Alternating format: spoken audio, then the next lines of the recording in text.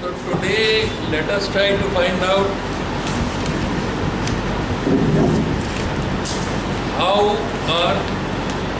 how do we move.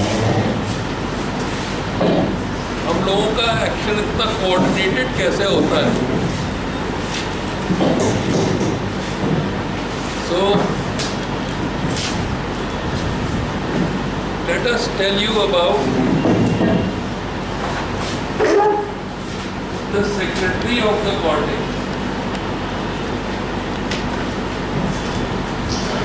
Here you have the corpus callosum, the septum lucidum and the fornix. Here you have the thalamus of the two sides. And here you have the caudate nuclei. Here you have the lentiform nuclei.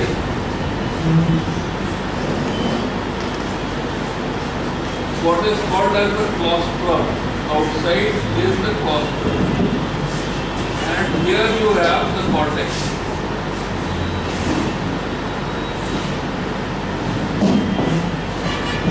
Here you have the lateral figure and the insula, and here you have the temporal lobe. We make it on this side also.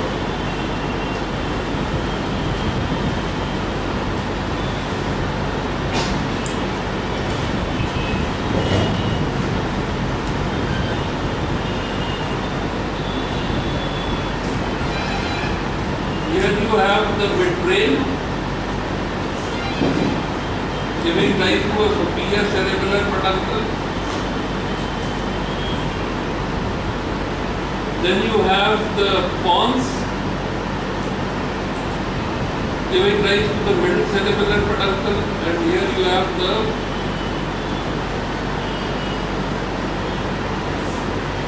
medulla oblongata, giving rise to the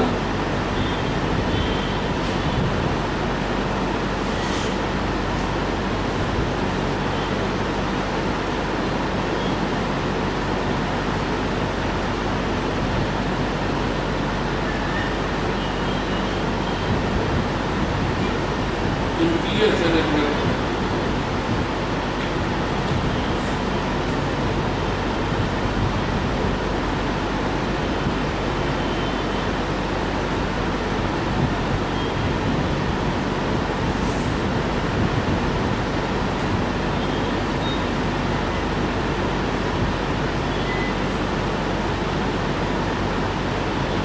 Okay, so this is the middle cerebellar peduncle coming from the pons. This is the superior cerebellar peduncle coming from the midbrain, and this is the inferior cerebellar peduncle coming from the medulla. And here you have the cerebellum. If you understand the basic structure, you should understand that the cerebellum is the secretary of the cortex. So, the first thing the secretary must do is to find out the intention of the cortex. So what the cortex intends comes to the cortico ponto cerebellar tract. It finds out that I want to keep this pen at this place. This is the intention of my cortex. तो boss क्या चाहता है? What the boss wants, the cerebellum finds out. Then the cerebellum must find out what is the present position of the body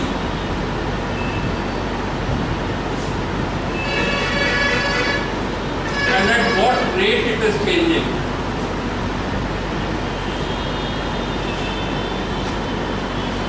For example, the body may be stationary, but the position of the body may be changing. So the cortex wants the cerebellum would want to find out what is the position of the body and at what rate it is changing. It does this through three systems. The first is the eye. The eye ends in the midbrain. The optic tracts end in the midbrain, and they tend to send tracts which is called as tectocerebellar. Tectocerebellar tract.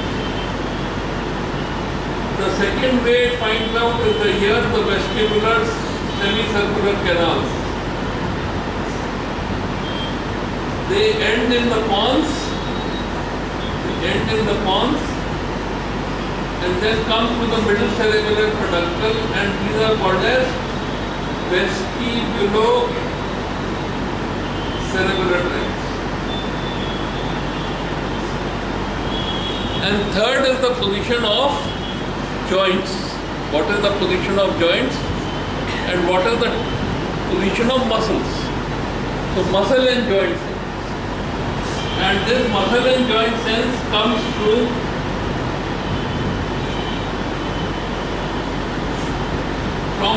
the spinal cords.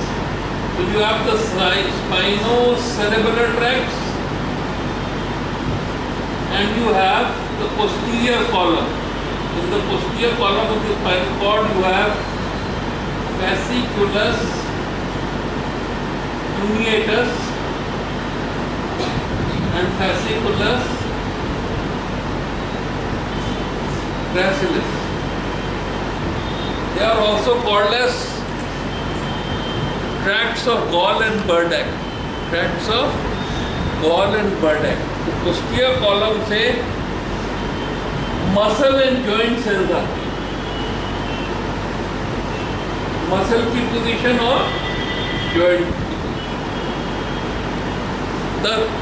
Again the position is what is the present position and at what rate it is changing. So what the cerebellum does, now the cerebellum would compare the intention of the cortex to the estimated position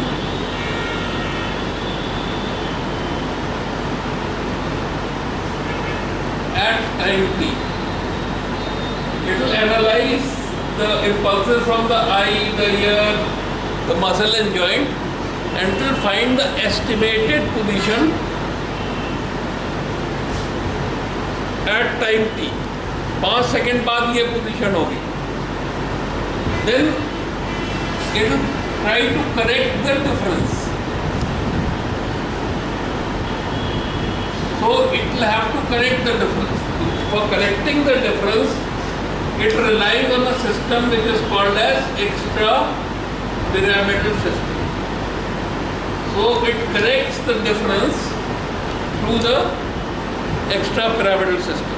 It finds out the intention of the cortex, it finds out the present position of the body and at what rate it is changing, it determines the difference and it provides corrective influence by an involuntary system which is called the extrapyramidal system. Now this extrapyramidal system has got an area 4S. It has got a caudate nucleus and its part, the lentiform nucleus, the subthalamic nuclei, the caudate nucleus, the subthalamic nuclei. At the level of the midbrain, it has got substantia nigra. At the level of midbrain, it has got substantia nigra, red nucleus. At all these levels, it has got reticular formation. So substantia nigra, red nucleus, reticular formation. It has got a vestibular nucleus and it has got the reticular formation at the level of the spinal cord, which is called as internuncial neuron systems. So these are the components of the extrapyramidal system. Okay. Now we will study in brief which of these components does what. Okay.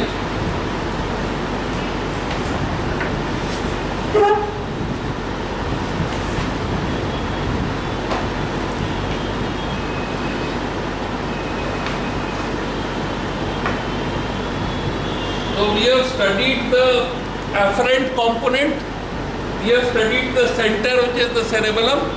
Now we are studying the efferent component, okay, of the reflex axis. And the efferent component, the spinal cord. So if you leave the spinal cord on its own, all these would operate through what is called as a stretch reflex.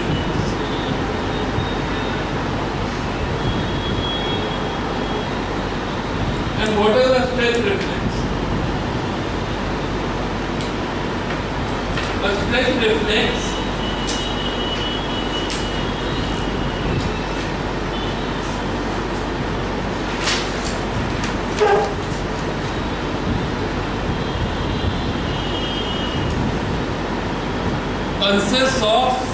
muscle consists of two types of fibers. The intrafusal fibers, which have got muscle fibers at their end, यहाँ पे muscle fiber है, and you have the extrafusal fibers.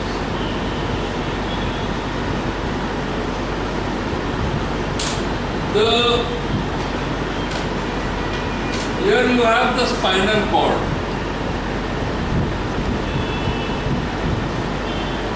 And from the anterior horn cell of the spinal cord, you have the gamma neurons which supply the intrafusal fibers, the gamma ones, and the alpha ones supply the extrafusal fibers.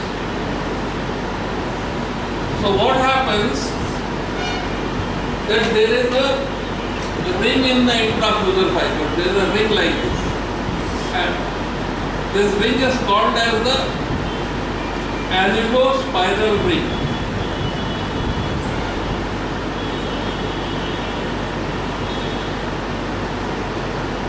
And this goes and stimulates the spinal cord. So the extrapyramidal system, the EPS, comes on the alpha neuron, and the pyramidal system basically comes on the, so this comes on the gamma neuron and this comes on the alpha neuron. EPS comes on the gamma neuron. Okay. So when EPS wants to correct, it causes the contraction of these fibers, so that the distance between the annulospiral ring is increased. The message goes to the spinal cord, and the spinal cord would make the extrafusal fibers contract to an extent that the distance of the annulospiral ring is maintained. So, supposing I do not want my elbow to be in this position, but in this position, the extrapyramidal system would contract the intrafusal fibers. The distance between annulospiral ring will increase,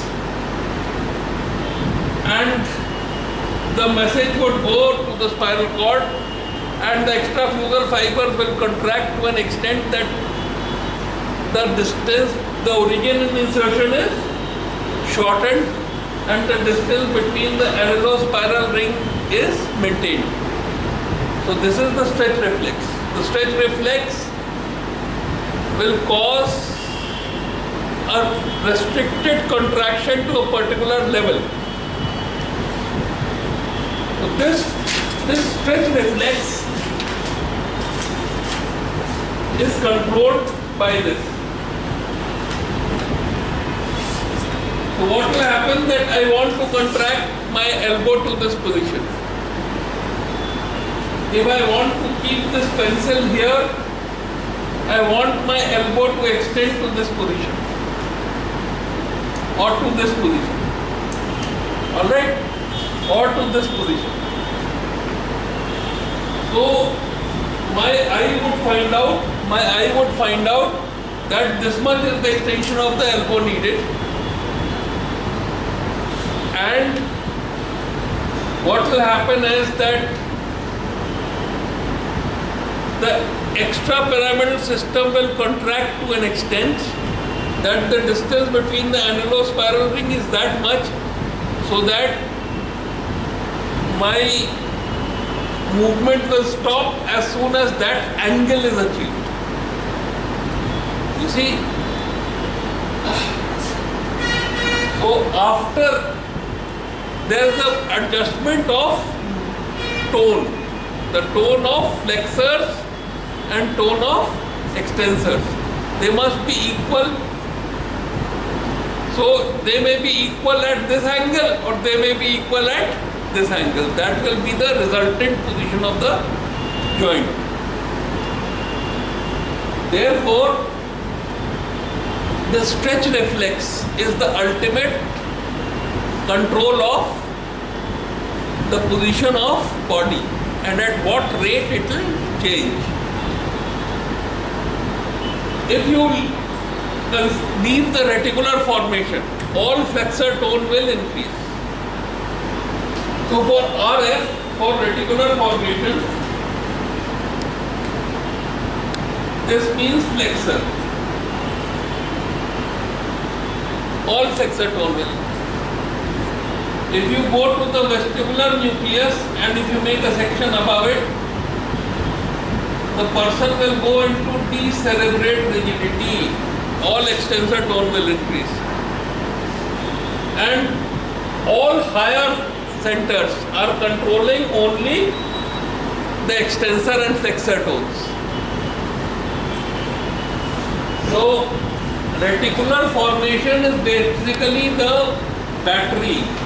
It is giving the energy for these various tones. It is providing the baseline electrical energy for flexor or extensor tones. Okay. Then the red nucleus and the substantia nigra, they would produce oscillations. For example, if the flexor tone is increasing, they would decrease the extensor tone and vice versa.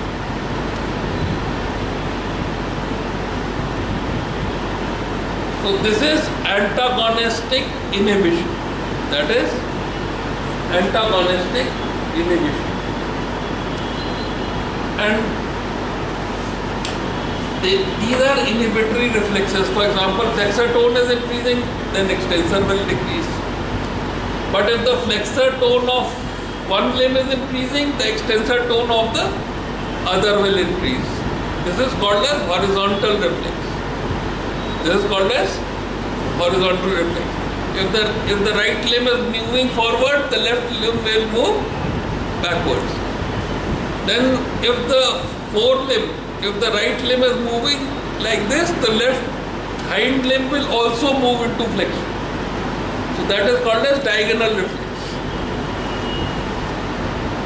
And the basic reflex is that if you leave a child, there is a high extensor tone. Initially the child has only flexor tone. The fetus has only flexor tone. It is spherical. It has to stay within the uterus, occupy the minimum volume, and it is floating. So you don't need extensor tone.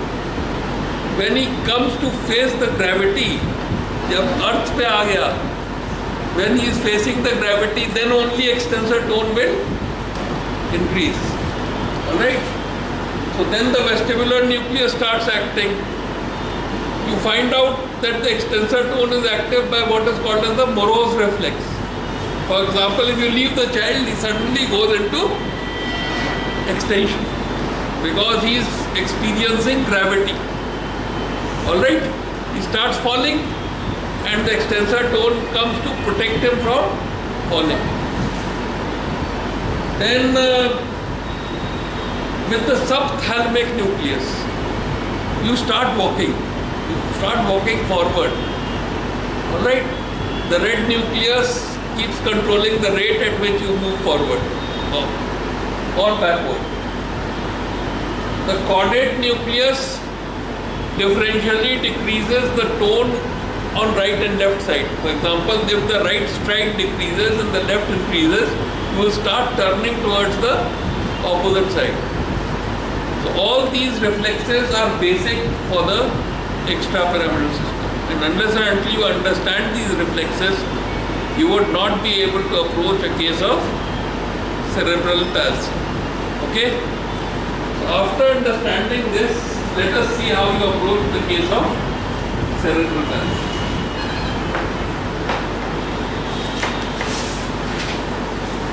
What is cerebral palsy? Cerebral palsy is damage to the brain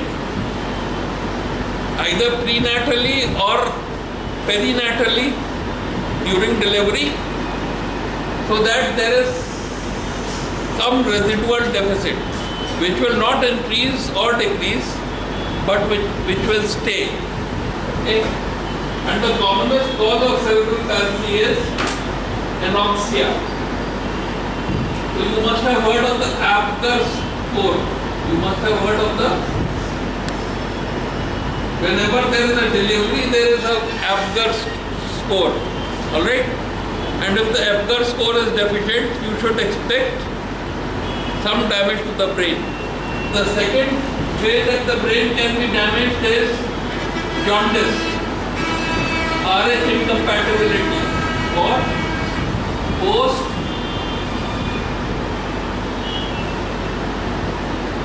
icterus neonatal jaundice.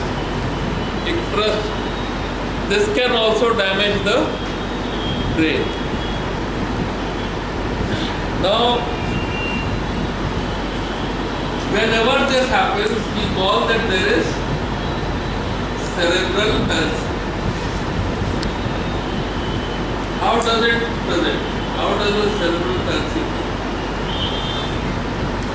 The major way that the cerebral palsy will present is delayed milestones.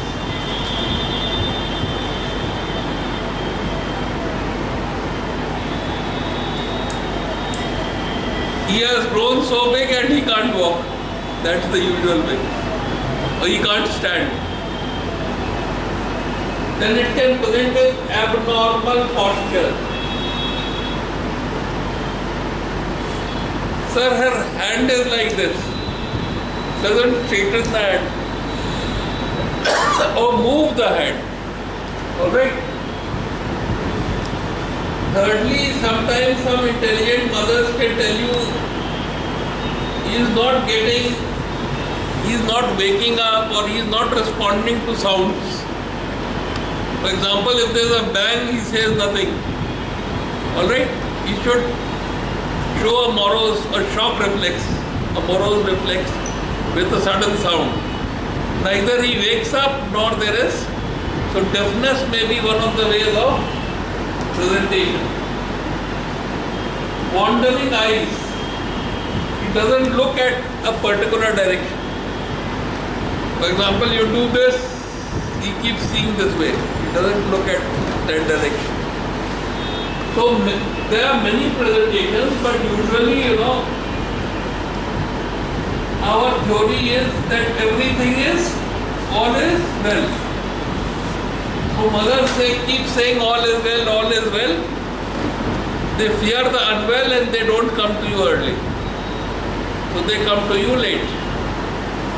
But the basic issue is that if the Apgar score is low, then you should be Very careful, and you should be able to detect cerebral palsy early. Now, how do you evaluate this case?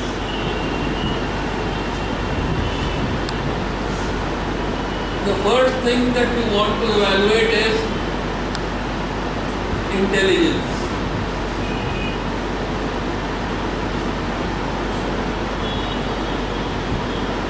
Then you want to evaluate balance,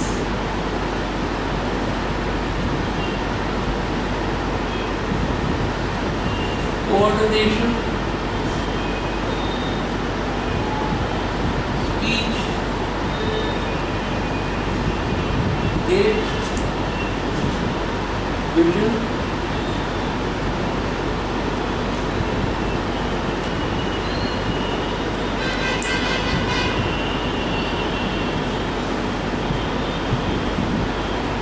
any deformities, growth disturbance.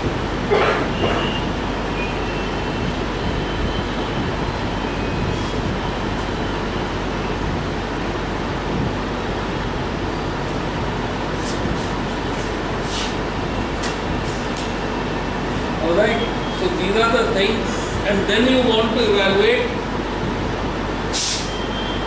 the component of spasticity.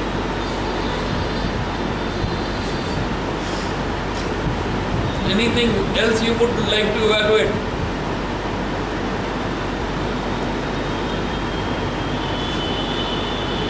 I have forgotten hearing. And hearing will be linked to speech. Okay? So, then you must rule out any reasons of progressive damage.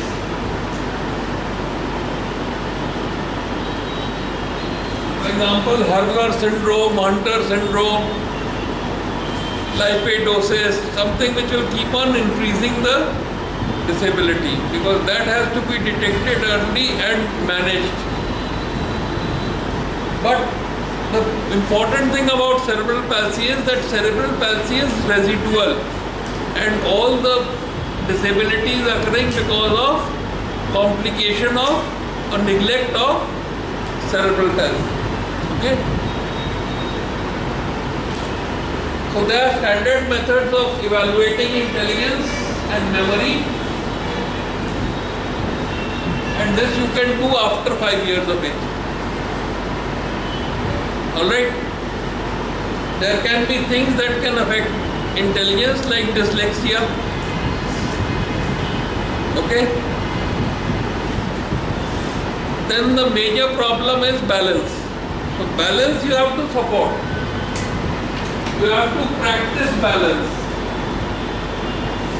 This is a treating point. So balance and coordination has to be treated. Hearing and vision problem should be detected early and managed. Because otherwise the brain starts ignoring these senses.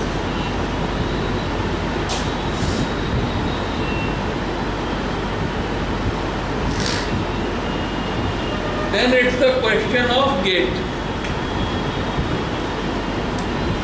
These children should be made to stand up and then walk, and their gait should be as normal as possible. For that you have to keep on adjusting the position of joints. For example, in standing you require the line of gravity should pass through the area of the foot, so that you require extended spine, you require extended hip, you require extended knee. So in these positions you find out what is the abnormal position and how can you restore muscle balance. Muscle balance can be restored by injecting botulinum into motor points, by proprioceptive neuromuscular facilitating exercises, PNF exercises. Proprioceptive neuromuscular facilitating exercises. Whatever is the position, you ask him to move into that position repeatedly, or you immobilize in that position for some time so that the brain comes to know that such a position exists. So, motor points can be blocked, and that is botulinum. It's a toxin. Inject it into a motor point so that the tone of the muscle would decrease. Then